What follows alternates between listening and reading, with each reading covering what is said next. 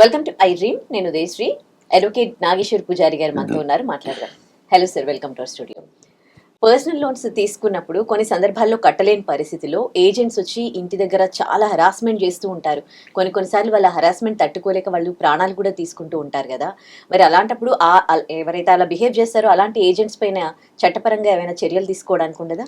ఇప్పుడు ఎవరైనా సరే మనకు ఇప్పుడు ఏదైనా పర్సనల్ లోన్ కానీ లేకపోతే క్రెడిట్ కార్డ్స్ కానీ తీసుకున్న తర్వాత కట్టలేని పరిస్థితి ఉన్నప్పుడు ఏజెంట్లు వస్తుంటారు కదా, వాళ్ళు మనల్ని విపరీతంగా సతాయిస్తుంటారు, హరాస్మెంట్ చేస్తుంటారు. ఆ చేసినప్పుడు ఏంటంటే చాలా మంది తెలియని విషయం ఏంటంటే వాళ్ళు జనరల్గా ఆర్బీఐ గైడ్లైన్స్ పాటించాలి. సో ఈ ఆర్బీఐ గైడ్లైన్స్ పాటించకుండా వాళ్ళు ఏం చేస్తుంటారు అంటే దాన్ని అతిక్రమించి వీళ్ళని ఇబ్బంది పెడుతుంటారు. పెట్టినప్పుడు వాళ్ళు ఏదైతే ఆర్బీఐ గైడ్లైన్స్ అనేది ఫాలో చేయకపోతే అది డెఫినెట్లీ మనం పోలీస్ స్టేషన్లో కంప్లైంట్ ఇచ్చే అవకాశం ఉంటుంది. పోలీస్ స్టేషన్లో కంప్లైంట్ జనరల్ తీసుకోరు. మన దగ్గర ప్రాబ్లం ఏంటి అంటే వీడు క్రెడిట్ కార్డు వాడు పోయి మా దగ్గర అప్పు తీసుకున్నాడు కడతలేడని వీడు చెప్తాడు. పోలీసులు కూడా ఏమంటారు, అవును కదా నువ్వు తీసుకున్నావు కదా కట్టాలి కదా, కాబట్టి వాళ్ళ మీద కంప్లైంట్ తీసుకోరు పోలీస్ స్టేషన్లలో. కానీ ఇక్కడ అర్థం కాని విషయం ఏంటి అంటే వాడు ఆర్బీఐ గైడ్లైన్స్ ఎప్పుడైతే పాటించడం లేదో అప్పుడు పోలీసు వాళ్ళు కంపల్సరీ కంప్లైంట్ తీసుకోవాలి. సో వీళ్ళు చట్టానికంటే ఎక్కువ వీళ్ళు ఏం చేస్తుంటారు, మోరల్గా ఆలోచిస్తుంటారు. మోరల్ వేరు, చట్టం వేరు. అప్పు తీసుకోవడం వేరు. సో దాన్ని కట్టే క్రమంలో నువ్వు వసూలు చేసుకునే విధానం వేరు కాబట్టి దానికి అట్లా చేయనీకి లేదు కాబట్టి పోలీసులు 100% కంప్లైంట్ తీసుకోవాలి. అది ఫస్ట్ పాయింట్.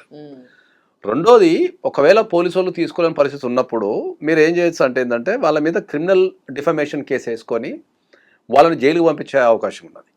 క్రిమినల్ డిఫమేషన్ వేసుకోవచ్చు, లేదా సివిల్ డిఫమేషన్ వేసుకోవచ్చు. ఓకే, లేదా మీరు వాళ్ళని ఆర్బీఐ గైడ్లైన్స్ పాటించకుండా మిమ్మల్ని ఇబ్బంది పెట్టినందుకు మీరు కంపల్సరీ వాళ్ళ దగ్గర నుంచి మీరు కాంపెన్సేషన్ క్లెయిమ్ చేసుకోవచ్చు. కాంపెన్సేషన్ క్లెయిమ్ చేసుకోవచ్చు. బ్యాంకు దగ్గర నుంచి బాజాప్తుగా వాళ్ళు రూల్స్ పాటించినందుకు వాళ్ళ మీద కేసు వేసి మీరు కాంపెన్సేషన్ కూడా ఫైల్ చేసుకోవచ్చు. ఓకే, ఏజెంట్స్ అసలు యాక్చువల్లీ ఎలాంటి రూల్స్ ఉంటాయి, వాళ్ళు ఎలాంటి రూల్స్ అంటే మనం అందరికి అర్థమయ్యే భాషలో చెప్పాలంటే ఏంటంటే వాళ్ళు మార్నింగ్ పూట రావద్దు, ఈవినింగ్ తర్వాత రావద్దు. ఓకే, పండగలప్పుడు రావద్దు. ఇంట్లో ఏమన్నా పరిస్థితి జనరల్గా ఎవరికైనా ఆరోగ్యం బాగాలేనప్పుడు కానీ లేకపోతే చావు ఉన్నప్పుడు కానీ పెళ్ళి ఉన్నప్పుడు కానీ రావద్దు. ఒకవేళ వీళ్ళు ఆడపిల్లలు ఉన్నప్పుడు కూడా ఎక్కువ వచ్చి ఫోర్స్ చేయడానికి లేదు వాళ్ళకి. ఫస్ట్ కట్టు అని ఫోర్స్ చేయని అధికారం లేదు వాళ్ళకి. ఓకే, వచ్చి అయ్యా మీరు అప్పున్నారు, మీరు కట్టాలా, మీరు 10వ తారీఖు మీ డేట్ ఉంది, మీరు కట్టలేదు, కట్టండి అని చెప్పి రిక్వెస్ట్ చేయాలి తప్ప నువ్వు ఎందుకు కడతాను లేవు, ఎందుకు కట్టవు అని చెప్పి ఆ అధికారం వాళ్ళకి లేదు.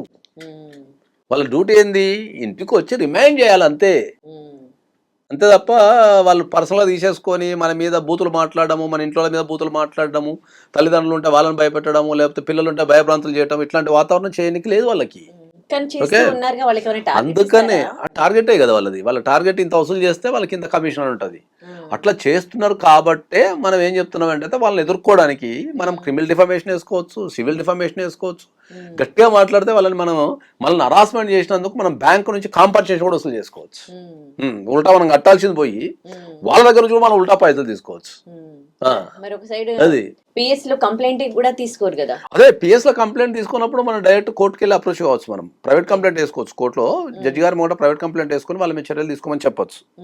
ఎందుకంటే చాలా మంది వాళ్ళకి ఏంటంటే ఇప్పుడు అప్పు తీసుకోవడం వేరు. ఓకే, అప్పు తీసుకోవడం వేరు, దాన్ని వసూలు చేసుకునే విధానం వేరు. మనం అప్పు కట్టద్దు అని చెప్తాం లేదు, వసూలు చేసుకునే విధానం గురించే మాట్లాడుతున్నాం. వసూలు చేసుకునే విధానము చట్టంలో ఎట్లుందో మీరు అట్లనే వసూలు చేసుకోండి అంతే తప్ప చట్టాన్ని అతిక్రమించి వాళ్ళ పర్సనల్ లైఫ్లోకి వెళ్ళిపోయి ఈ కాల్ చేయటము, లేకపోతే వాళ్ళ ఫోటోలు పబ్లిష్ చేయటము, వాళ్ళ చుట్టాలకు కాల్ చేయటము, ఇట్లాంటివి చేయాల్సిన అవసరం లేదు. అది ఇల్లీగల్. మరి ఏజెంట్స్ కి తెలియక చేస్తున్నారా, తెలిసి చేస్తున్నారా? ఇట్లా ఏజెంట్స్ తెలిసే చేస్తారు వాళ్ళు. ఎందుకంటే ప్రెజర్ పెడితే తప్ప పైసలు రావు. వీళ్ళని ప్రెజర్ పెడితే అప్పో సొప్పో చేసి తెచ్చిస్తారు, లేకపోతే ఏదైనా ఉన్నది అమ్ముకొని తెచ్చిస్తారు, ఇజ్జత్ కన్నా తెచ్చిస్తారు, లేకపోతే ఇంట్లో ఇబ్బంది పెడుతున్నా తెచ్చిస్తారు, ఏదో ఒకటి చేస్తారనే ఉద్దేశంతో వీళ్ళు అట్లా చేస్తుంటారు. ఎందుకంటే ఏజెంట్ యొక్క ముఖ్య లక్షణం ఏముంటుంది, వాడు వసూలు చేసుకుంటాయి కదా వాడి పని అట్లా. కాబట్టి అదే చెప్తున్నాను. కాబట్టి ఎప్పుడైనా కూడా మిమ్మల్ని ఎవరన్నా కనుక మీ ఏజెంట్లు కానీ లేకపోతే మీ వాచ్ చేస్తే కనుక మీరు డెఫినెట్లీ వాళ్ళ మీద కేసు వేసి ఉల్టా పైసలు తీసుకోవచ్చు. మీరు వాళ్ళకి మనం గట్లు కాదు, వాళ్ళ దగ్గర నుంచి మనం పైసలు తీసుకునే శక్తి కూడా మనకు ఉంటుంది. Thank you. And for more videos, please subscribe to iDream. Please subscribe to iDream. Please subscribe iDream. And please subscribe to iDream. For more videos, subscribe to iDream. please like, share and subscribe to the channel. Congratulations, iDream. Subscribe to iDream. Subscribe to iDream. So subscribe to iDream Media. IDream team అందరికి huge congratulations. Please subscribe iDream Media. Please subscribe to iDream. Subscribe iDream. Please subscribe to iDream. iDream అంటే నా కళల ఛానల్ను subscribe చేసుకున్న నోరు తిరుగుతలేదు, మీరైతే గంట గుర్తు కొట్టండి. For more such videos, please subscribe to iDream.